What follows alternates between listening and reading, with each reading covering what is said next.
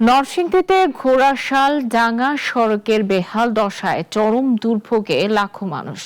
সড়কের বিভিন্ন অংশে বড় গর্ত ও খানাখন্দ তৈরি হওয়ায় প্রতিদিন ঝুঁকি নিয়ে চলাচল করতে হচ্ছে যানবাহন ও পথচারীদের।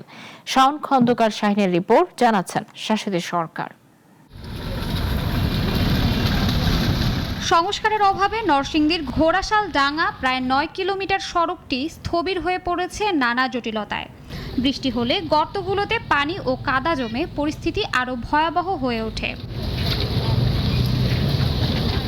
এতে যানবাহন চলাচলে ধীরগতির সৃষ্টি হয়, বাড়ে যানজট, পাশাপাশি প্রতিনিয়ত দুর্ঘটনার শিকার হচ্ছে সড়ক ব্যবহারকারীরা।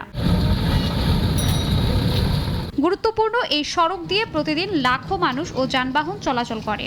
সড়কের বেহাল অবস্থার কারণে সময় ও অর্থ দুটোই অপচয় হচ্ছে। রোগীদের হাসপাতালে নিয়ে যেতেও হিমশিম খান স্বজনরা।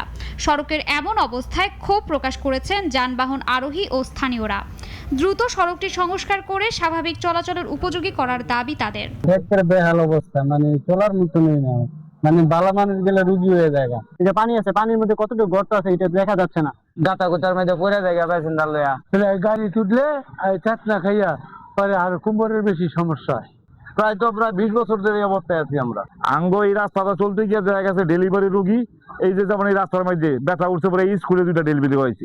রোশন হাসপাতাল থেকে প্রাণের গেট পর্যন্ত জানো মোটামুটি একটা চলার মতো কইরা দেয় আর কি। মানুষের ভোগান্তি দূর করতে 18 ফুট চওড়া করে সড়কটি নতুন করে সংস্কার করতে অধিদপ্তরে চিঠি দেওয়া হয়েছে বলে জানায় সড়ক বিভাগ। প্রস্তাব করছি, এখনো সিদ্ধান্ত পাই নাই। বিদ্যমান যে রাস্তাটা আছে সেইটাকে 18 ফিট করে দেওয়ার ব্যাপারে আলোচনা আছে, এখনো আমরা সিদ্ধান্ত পাই নাই। 4 লেনের যে প্রসেসিং সেটা চলতে থাকবে। সংশ্লিষ্ট কর্তৃপক্ষ দ্রুত সড়কটি সংস্কার করে চলাচলের জনদুর্ভোগ দূর করতে কার্যকর উদ্যোগ নেবে, প্রত্যাশা স্থানীয়দের। শাশ্বতী সরকার, নাগরিক।